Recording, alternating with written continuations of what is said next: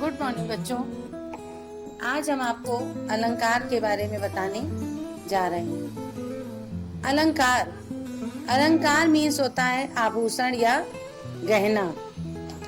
अंग्रेजी में इसे ज्वेलरी भी कहते हैं। जैसा कि आप जानते हैं कि ज्वेलरी यानी आभूषण का प्रयोग स्त्री अपनी सुंदरता बढ़ाने के लिए करती है। इसकी परिभाषा है, काव्य की शोभा बढ़ाने वाले शब्दों को अलंकार कहते हैं। काव्य मतलब कविता या कोई पंक्ति। अलंकार दो प्रकार के होते हैं। पहला शब्दालंकार, दूसरा अर्थालंकार। शब्दालंकार यानी शब्द धन अलंकार, अर्थालंकार अर्थ धन अलंकार। तो ये अर्थालंकार हो गया। शब्दालंकार, जब काव्य में शब्दों के विशिष्ट प्रयोग से सौंदर्य और चमत्कार उत्पन्न होता है, यहाँ शब्दालंकार होता है। और जब काव्य में अर्थ के कारण सौंदर्य या चमत्कार उत्पन्न होता है तो वहाँ अर्थालंकार होता है। इस तरह शब्दालंकार और अर्थालंकार हुआ। यानी जब काव्य में शब्दों के विशिष्ट प्रयोग से सौंदर्य और चमत्कार उत्पन्न होता है तो शब्दालंकार होता है। शब्दालंकार के तीन प्रकार होते हैं: अनुप्रास अलंकार, यमक अलंकार, श्लेष अलंकार। और अर्थालंकार के उपमा अलंकार, रूपक अलंकार, अतिशयोक्ति अलंकार, उत्प्रेक्षा अलंकार, पुनरुक्ति अलंकार, वान्मीकरण अलंकार, अनुयोक्ति अलंकार और संदेह अलंकार। ये अलंकार के भेद हैं। अब शब्दालंकार के प्रकार। पहला अनुप्रास अलंकार। जब एक ही वर्ण या अक्षर बार बार आए तो वहाँ अनुप्रास अलंकार होता है।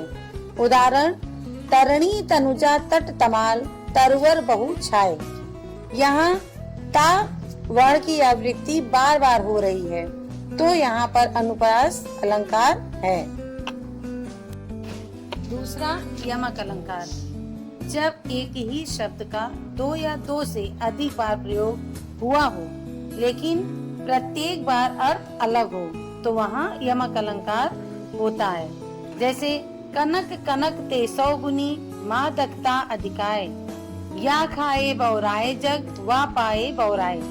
यहाँ कनक शब्द का प्रयोग 2 बार हुआ है, लेकिन एक कनक का अर्थ धतूरा अर्थात अनाज और दूसरे कनक का अर्थ सोना यानी स्वर्ण है।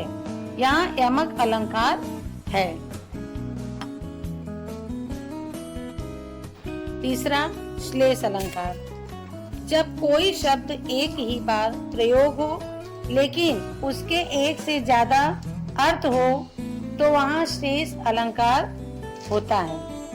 उदाहरण, चरण धरत चिंता करत चितवत चारों ओर, सुबिरन को खोजत फिरे कभी व्याभिचारी चोर। यहाँ सुबिरन शब्द का एक ही बार प्रयोग हुआ है लेकिन इसके अर्थ अनेक हैं। कवि के लिए सुबिरन शब्द का अर्थ सुंदर अक्षर से है, व्याभिचारी के लिए सुंदर स्त्री से है और चोर के लिए सुबिरन शब्द का अर्थ सोना है।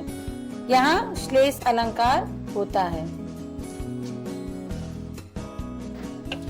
उपमा अलंकार। जहाँ दो वस्तुओं या व्यक्तियों में अंतर होते हुए भी उनकी आकृति एवं गुण की समानता की जाए वहाँ उपमा अलंकार होता है। उदाहरण, पीपल पात सरिस मन डोला।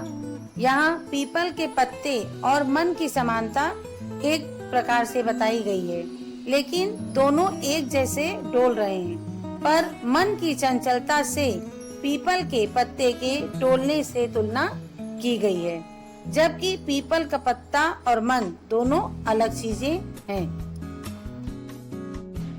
रूपक अलंकार। जब उपमेय में उपमान का अभेद रूप से आरोप किया गया हो वहाँ रूपक अलंकार होता है। उदाहरण, चरण कमल बंदो हरिराई। यहाँ भगवान के चरण अर्थात पैरों को अभेद रूप से यानी बिना अंतर किए कमल कहा गया है। इसको रूपक अलंकार कहते हैं। आइए अब जानते हैं उपमेय उपमान। उपमेय जिसकी तुलना की जाती है उसे उपमेय कहते हैं, और उपमान जिससे तुलना की जाए उसे उपमान कहते हैं। सामान धर्म, जिस चीज की तुलना की जाए वो सामान धर्म होता है। वाचक, जो शब्द तुलना करके यानी करने के लिए प्रयोग किया जाए उसे वाचक कहते हैं। बच्चों, आज के लिए इतना ही। आगे के अलंकार अब हम नेक्स्ट वीडियो में आपको बताएंगे। धन्यवाद।